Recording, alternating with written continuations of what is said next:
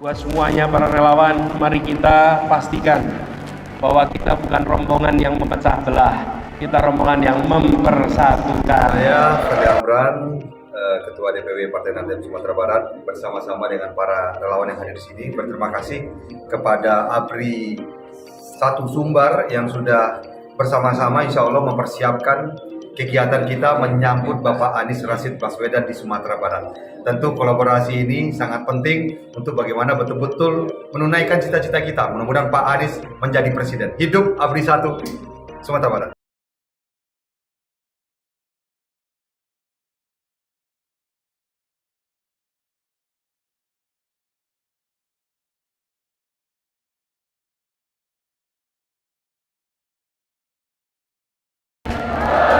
Jadi saya nih buat seluruhnya relawan, jangan terbawa ikut-ikutan menjelekan. Bila kita dijelekan, jawab assalamualaikum, gitu saja. Nah, tidak usah khawatir.